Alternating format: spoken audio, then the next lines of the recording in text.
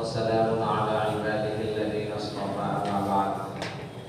قال الله تعالى في القرآن المجيد: أعوذ بالله من الشيطان الرجيم وأن المساجد لله فلا تدعوا مع الله أحدا. وقال النبي صلى الله عليه وسلم: أحب البلاد إلى الله مساجدها، أو كما قال عليه الصلاة والسلام. محترم بزرگوں اور دوستوں،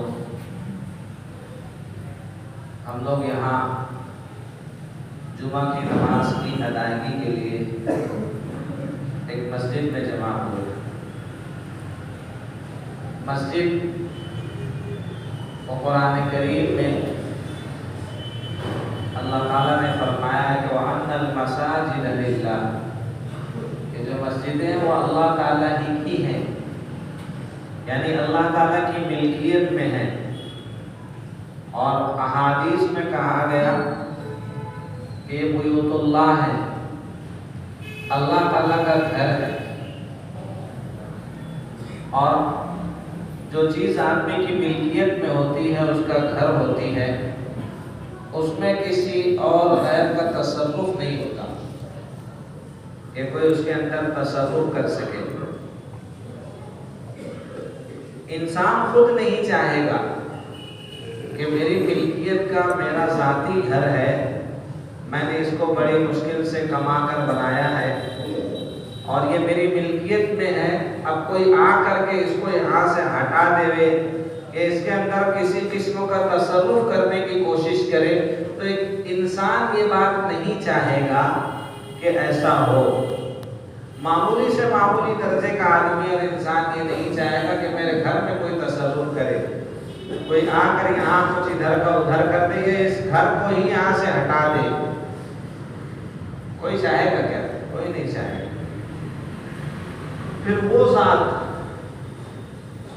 جو قادر مطلق ہے، ان اللہ علی کل شیء قدیر ہے، کہ ہر چیز پر قادر ہے، کہ جس کے لفظ کل سے سب کچھ ہو سکتا ہے، اس کے گھر میں اگر تصرف کیا جائے تو اس کو یہ بات پسند آئے گی؟ بالکل نہیں پسند آئے گی.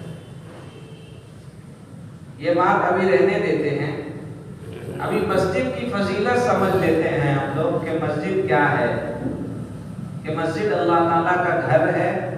متعدد احادیث میں اس کی فضیلتیں بیان کی گئی ہیں کہ نبی کریم صلی اللہ علیہ وسلم نے فرمایا کہ مسجد جو ہے وہ اللہ تعالیٰ کو تمام جگہوں سے سب سے زیادہ پسندیدہ جو جگہیں ہیں وہ مساجد ہیں. احب البلاد الی اللہ مساجدها وابغض البلاد الی اللہ اسواقها، کہ سب سے زیادہ پسندیدہ جگہیں اللہ تعالیٰ کو جو ہیں وہ مساجد ہیں، اور ناپسندیدہ جگہیں جو ہیں وہ بازار ہیں.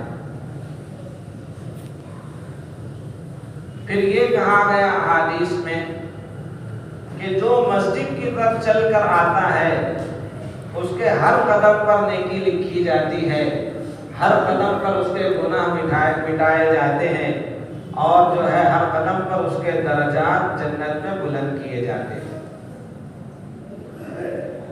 یہ مسجد ہے. ایک جگہ کہا گیا کہ وَمَنْ أَظْلَمُ مِمَّنْ مَنَعَ مَسَاجِدَ اللَّهِ، کہ اس سے زیادہ ظالم کون ہوگا جو اللہ تعالیٰ کے گھر میں آنے سے کسی کو روکے. اس کو بھی ابھی رہنے دیتے ہیں. بلکہ اس سے پہلے ہم یہی سمجھ لیتے ہیں کہ مساجد کا بنانا کیا ہے. ہر علاقے کے لوگوں پر ضروری ہے. یہ صرف اسلام کے لیے نہیں تھا، یہ تو حضرت آدم علیہ السلام سے مساجد کی تاریخ رہی ہے. ہم یہ نہ سمجھیں کہ مساجد جو ہے نبی کریم صلی اللہ علیہ وسلم سے وجود میں آئی ہے، بلکہ کعبۃ اللہ کی پہلی تعمیر حضرت آدم علیہ السلام نے کی ہے. حضرت ابراہیم علیہ السلام نے اس کی تجدید کی ہے. طوفان نوح میں جب کعبۃ اللہ شہید ہو چکا تھا، اس کا نام و نشان وہاں سے مٹ چکا تھا، اس کے بعد اللہ تعالیٰ کی نشاندہی پر وحی کے مطابق حضرت ابراہیم اور ان کے بیٹے نے وہاں پر تعمیر کی، ورنہ تو کعبۃ اللہ حضرت آدم علیہ السلام کی تعمیر ہے۔ ان اول بیت وضع للناس، کہ سب سے پہلا گھر وہ ہے جو لوگوں کے لیے بنایا گیا، ببکۃ مبارکہ، یعنی مکے میں بابرکت گھر تھا وہ جو سب سے پہلے بنایا گیا۔ پھر اس کے بعد تعمیر ہوئی بیت المقدس کی، اس کے درمیان کافی فاصلہ ہے، لیکن سب سے پہلی جو جگہ ہے وہ کعبۃ اللہ ہے، اور اس کی تاریخ حضرت آدم علیہ السلام یعنی پہلے انسان سے جڑی ہوئی ہے۔ مساجد کوئی آج کل کا یا 1400 سال کا کام نہیں ہے، یہ تاریخ انسانی سے متعلق عمل ہے کہ ہر نبی کے ماننے والوں کے لیے تھا کہ وہ ایک عبادت گاہ بنائیں اور وہاں پر جو اپنی عبادتوں کو انجام دیں۔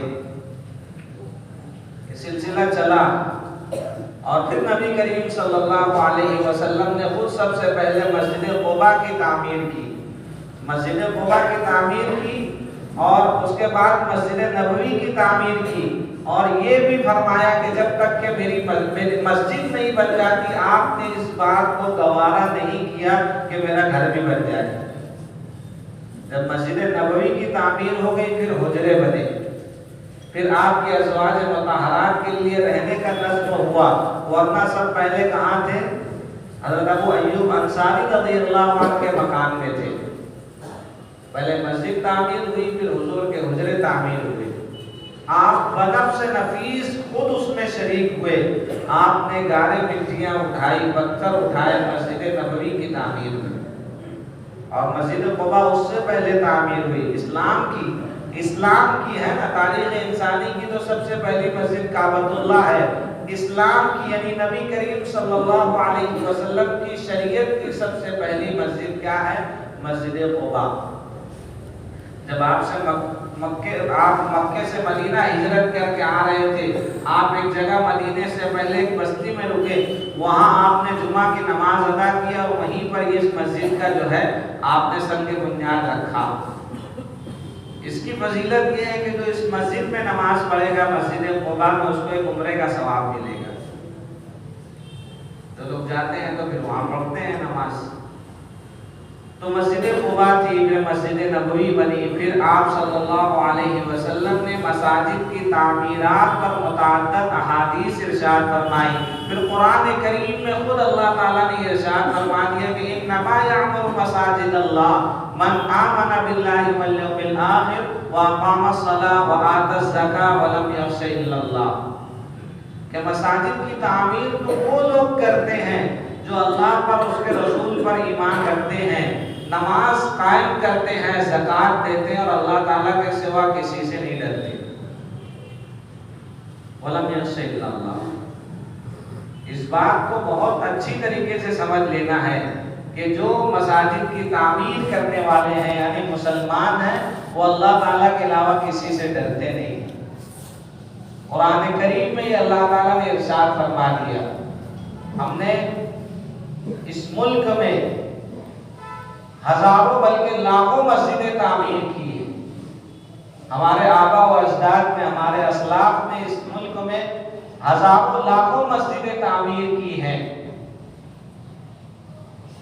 3 نمبر پر نام آتا ہے، بلکہ 2 یا 3 پر ہی غالباً ہندوستان کا پوری دنیا میں نام آتا ہے کہ اس میں سب سے زیادہ مساجد ہیں، جبکہ اکثریت یہاں پر غیروں کی ہے، لیکن سب سے زیادہ مساجد ہندوستان میں۔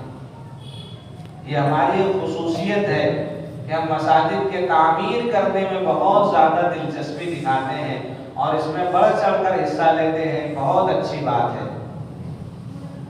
آگے یہ بھی فرما دیا گیا کہ وَأَقَامَ الصَّلَاةَ وَآتَى الزَّكَاةَ، کہ نماز قائم بھی کرتے ہیں، کہ نماز مسجد تو بنا دی ہے، اب اس میں اقامت صلاۃ میں کون کون سی چیزیں آتی ہیں وہ اس پر بھی عمل کرنا ضروری ہے، کہ خود بھی نماز پڑھنا ہے، نماز کی دعوت بھی دینا ہے، اور مسجد سے متعلق جتنے امور ہیں کہ مسجد کی دیکھ ریکھ کا مسئلہ ہو، اس کے اخراجات کے پورے کرنے کا مسئلہ ہو، ہے نا، اور قانونی کوئی مسئلہ آ جائے تو اس کے اندر حصہ لینے کا مسئلہ ہو تو مسلمان اس میں بھی بڑھ چڑھ کر حصہ لے۔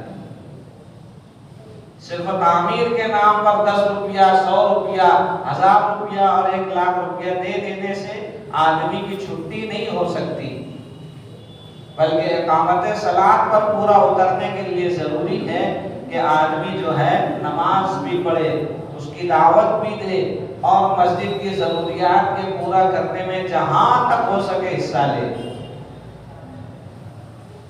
دامے درہمے قدمے سخنے کہا جاتا ہے کہ دام کے ذریعے ہو، یعنی پیسے درہم بھی وہی بات ہوتی ہے، دامے درہمے قدمے اس کے لیے چلنے کی بات آئے، اس کے لیے ہاتھ لگانے کی بات آئے، اس کے لیے جان لگانے کی بات آئے تو آدمی جان لگائے۔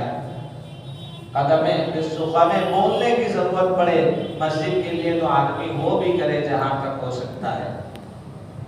تو یہ مساجد کے تعلق سے پھر احادیث میں یہ کہا گیا کہ اگر کوئی ایک چڑیے کے گھونسلے کے برابر بلکہ 1 روپیہ بھی اگر کوئی مسجد میں لگا دے خالص اللہ تعالیٰ کی رضا کے لیے، تو کہا گیا کہ اس کے لیے من بنا للہ مسجدا بنى اللہ لہ بیتا فی الجنہ۔ ہم لوگ سنتے رہتے ہیں نا، ہر جمعہ کو سنتے، اتنا سنتے ہیں کہ لوگ پریشان ہو گئے، لوگ لگا لیتے ہیں پنڈال اور پھر لوگوں کے ناک میں دم کر دیتے ہیں۔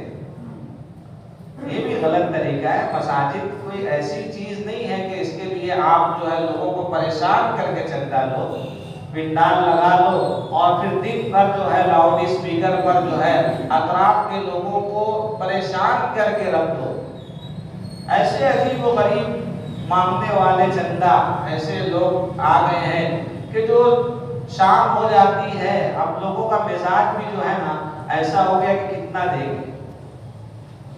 اب ہر ہفتہ اور ہر نئی مسجد کا، محلے کی مسجد بھی ہے، پھر ہم لوگ جہاں جمعہ پڑھتے ہیں، پھر ہم لوگ کے کارخانے کے پاس مسجد ہے، پھر تعلقات والے آ جاتے ہیں، پھر آئے دن جو ہے وہ تعاون کا مسئلہ آ جاتا ہے۔ اس طریقے کی بہت سی چیزیں لوگوں کو جو ہے دن بدن حیران کر رہی۔ مساجد کی تعمیر ہو اعتدال کے ساتھ ہو، جہاں ضرورت ہے وہاں ہو، اور جہاں ابھی کم خرچ میں مسجد تعمیر ہو سکتی ہے تو اس کو اسی پر اکتفا کرنا چاہیے۔ بستی نہیں ہے، ابھی بھی آپ لاکھوں لاکھ کی وہاں تعمیر اگر کر دیں تو یہ کوئی شریعت کے مزاج کے مطابق نہیں۔ خیر یہ تو ایک الگ موضوع ہے۔ مجھ کو جس موضوع پر بات کرنا ہے وہ یہ کہ مساجد کی بڑی اہمیت ہے اور مساجد میں تصرف کا کسی کو اختیار نہیں ہے۔ یعنی ایک مسجد جب کسی نے وقف کی یا محلے کے لوگوں نے یا شہر کے لوگوں نے خرید کر کے اگر کسی جگہ کو وقف کر دیا اور وہاں پر باجماعت نماز ادا کر دی گئی تو اب وہ جو مسجد اللہ تعالیٰ کی ملکیت میں چلی جاتی ہے۔ اب کسی انسان کا یا کسی مسلمان کا یا اور کسی کا اس میں تصرف کا اختیار نہیں ہے، وہ اس کو تبدیل نہیں کر سکتا، اس کو وہاں سے ہٹا نہیں سکتا، اس کو کوئی ہٹا نہیں سکتا۔ لیکن ہندوستان میں جہاں ہم جمہوری ملک میں رہتے ہیں، ڈیموکریسی جہاں کہا جاتا ہے کہ یہاں جو ہے کسی مذہب کی بالادستی نہیں ہے، مذہب کے علاوہ کی بات کی جاتی ہے، سب کو ساتھ میں لے کر چلنے کی بات کی جاتی ہے، سب کا ساتھ اور سب کا وکاس، اس طریقے کے نعرے لگائے جاتے ہیں، وہاں اس طریقے کا کام ہوتا ہے کہ ایک تاریخی مسجد جو کئی 100 سال پہلے تعمیر کی گئی تھی، مسجد بابری جو بابر نے بنائی تھی، بابر کے ایک جو ہے گورنر اور اس کے کمانڈر نے، میر باقی نے وہ مسجد بنائی تھی، اس کی جو ہے اس کے ثبوت تھے، ہر طریقے کے ثبوت تھے، یہاں تک کہ سپریم کورٹ نے اس بات کو علل اعلان کہا بھی کہ مسجد کسی مندر کو توڑ کر نہیں بنائی گئی ہے، لیکن اس کے بعد بھی یہ فیصلہ دے دیا گیا کہ مسجد تو کسی مندر کو توڑ کر تعمیر نہیں کی گئی ہے، اور مسجد کو توڑنے والی بات بھی غلط ہے، لیکن پھر بھی بات وہی کہ جو ہمارے یہاں کہاوت کہی جاتی ہے کہ پنڈال کا پانی وہیں گرے گا، یعنی ان کی پوری سازش تھی عدلیہ کی، عدلیہ کیا ناانصافیہ بھی کہا جائے گا، عدلیہ کیا رہ گیا؟ یہ تو انصاف کو کہا جاتا ہے۔ یہاں تو سیٹلمنٹ ہوتا ہے اور جس کا پلہ بھاری ہوتا ہے اس کے حساب سے فیصلہ دیا جاتا ہے۔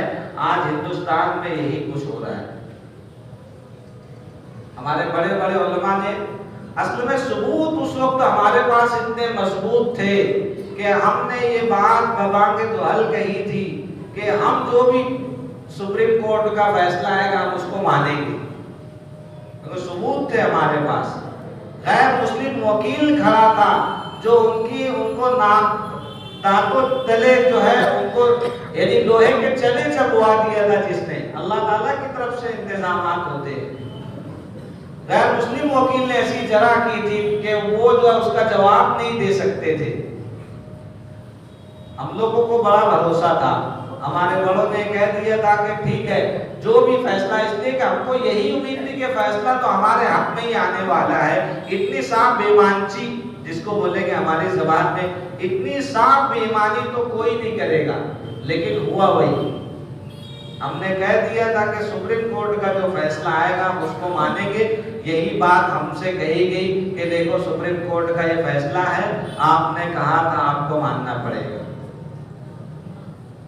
ٹھیک ہے ہم مان لیتے ہیں، کیونکہ ہم لوگ جو امن پسند لوگ ہیں، ہم کہیں پر بھی جو ہے فساد کرنا یا امن کو نقصان پہنچانا ہماری سرشت میں نہیں ہے۔ ہم تو جو ہے دفاع میں لڑنے والے لوگ ہیں، ہم لوگ حملہ آور نہیں ہیں۔ ہمارے یہاں تو یہ ترتیب تھی کہ تم اسلام قبول کر لو، دیکھو ہم تمہاری حفاظت کریں گے، اور اگر تم کو لڑنا ہے تو آ جاؤ، پھر نہیں تو جزیہ دو، تمہارے اپنے مذہب پہ قائم رہو، ٹیکس دو، جس طریقے سے اور حکومتوں میں ٹیکس ہوتا ہے ٹیکس دو، ہم تمہاری حفاظت بھی کریں گے، تم اپنے دین پر قائم رہنا۔ اگر یہ بھی قبول نہیں ہے تو پھر آ جاؤ، دو ہاتھ کر لو۔ تو اس طریقے کا ہمارے یہاں کام تھا۔ یا شروع میں تو ایسا ہوا کہ لوگ لڑنے کے لیے ہمارے پاس دوڑے چلے آئے، تب ہم نے تلواریں اٹھائی۔ پہلے ہم لوگوں نے کسی کے اوپر حملہ نہیں کیا۔ یہ بات جو کہی جاتی کہ اسلام تلوار کے زور پر پھیلا، بالکل غلط بات ہے۔ تو ابھی یہی بابری مسجد کی جگہ پر طاقت کے نشے میں کچھ لوگوں نے، شرپسندوں نے، بڑے بڑے سیاسی لیڈروں نے، ارباب اقتدار ابھی جو ہیں، جو اس وقت اقتدار میں نہیں تھے، ان لوگوں نے باقاعدہ یہ نعرہ لگایا تھا، ایک دھکا اور دو، مسجد شہید کر دو، مسجد کو توڑ دو معاذ اللہ۔ اس طریقے کی چیزیں ان کی طرف سے چلی تھی، اور جو ہے آج وہی لوگ اس پر مندر تعمیر کر کے اس کا افتتاح کرنے والے ہیں۔ ہمارے علماء نے صاحب وزیر اعظم سے یہ بات کہی ہے کہ آپ ایک ایسے ملک کے وزیر اعظم ہیں جو جمہوریت والا ملک ہے، جو کسی مذہب کی سپورٹ لے کر نہیں چلتا، تو آپ کا کام یہ ہے کہ آپ کسی کے بھی مذہبی کام میں نہ جائیں۔ لیکن ان کے تو مینیفیسٹو میں یہ بات تھی نا، ان کے تو منشور میں یہ بات تھی کہ ان کو رام مندر بنوانا ہے اور جو ہے ووٹ کا کھیل کھیلنا ہے، اور ووٹ بینک ان کی جو ظاہر سی بات ہے، مذہب کے نام پہ جو آدمی جو ہے وہ بہک جاتا ہے۔ حالانکہ ان کے کچھ لوگ کھڑے بھی ہوتے ہیں، ان سے سوال کرتے ہیں ان کے بھکتوں سے کہ دیکھو رام مندر بننے سے آپ کو کوئی روزگار ملے گا کیا؟ کوئی آپ کو بڑی بڑی یونیورسٹیاں آپ کو مل جائیں گی، آپ کو روزگار کے بہت سارے مواقع مل جائیں گے، ایسا کچھ ہے کیا؟ تو پھر وہ آئے بائیں شائیں کرنے لگتے ہیں۔ یعنی مذہب کے نشے میں ان کو چور کر دیا گیا ہے، اور جو ترقیات کی بات ہے، جو اصل کرنے کا کام ہے، ان سے ہو نہیں رہا ہے۔ صرف وہ جو ہے ہندوستان کے رہنے والوں کو آپس میں لڑایا جا رہا ہے۔ تو ایسے موقع پر ہم اس موقع پر ہم یہ بات سمجھ لیں کہ ہم کو کسی سے ڈرنے کی ضرورت نہیں۔ اور یہ بات کہ ابھی جو خبریں اس سلسلے میں آ رہی ہیں کہ یوپی کے بعض علاقوں میں بہت زیادہ یہ لوگ جو ہے امن میں خلل ڈالنے کا کام کر رہے ہیں، تو لمبے لمبے سفر کرنے والے، یعنی یوپی یا اس طرف علاقے میں جو لوگ جانے والے ہیں، احتیاط کا تقاضا یہ ہے کہ لوگ اس طرف سفر نہ کریں، اور اس موقع پر عہد کر لیں کہ ہماری ایک مسجد معاذ اللہ شہید کی گئی۔ مسجد دیکھو، مسجد ایک مرتبہ بن گئی ہے، وہ مسجد ہمیشہ رہے گی، اس کی روح باقی رہے گی۔ جس طریقے سے آدمی مر جانے کے بعد اس کا جسم ختم ہو جاتا ہے، اس کی روح مقام علیین پر اگر اچھا ہے تو اور برا ہے تو مقام سجین پر رہتی ہے، ایسے ہی مسجد کی بھی روح ہے، مسجد کی روح باقی رہے گی۔ جب قیامت کے دن سب پوری زمینیں مٹا دی جائیں گی، ختم کر دی جائیں گی، تو مسجد کی روحوں کو ایک جگہ جمع کر لیا جائے گا۔ مسجد ہمیشہ اللہ تعالیٰ کا گھر تھی، وہاں مسجد کی روح ہے، مسجد کی عمارت ہو نہ ہو، ہمارا عقیدہ ہے کہ اس جگہ مسجد تھی اور تا قیامت وہاں مسجد رہے گی۔ تو ہم یہ موقع پر یہ عہد کر لیں کہ ہم تو ہے اس جگہ ابھی نہیں بنا سکتے، لیکن جب بھی ہم کو موقع ملے گا ہم اس جگہ اللہ تعالیٰ کے گھر کو دوبارہ تعمیر کریں گے، اور صرف تعمیر کی حد تک یہ نہیں، ہم نماز 5 وقتہ نمازوں کا اہتمام کریں گے، اور جو ہے ہم دوسروں کو اس کی دعوت بھی دیں گے، اور ہر مسجد کے کام میں جہاں تک ہم سے ہو سکے گا اس میں دامے درمے قدمے سخنے ہم حصہ لیں گے۔ اللہ تعالیٰ ہم سب کو عمل کی توفیق عطا فرمائے۔ وآخر دعوانا الحمدللہ۔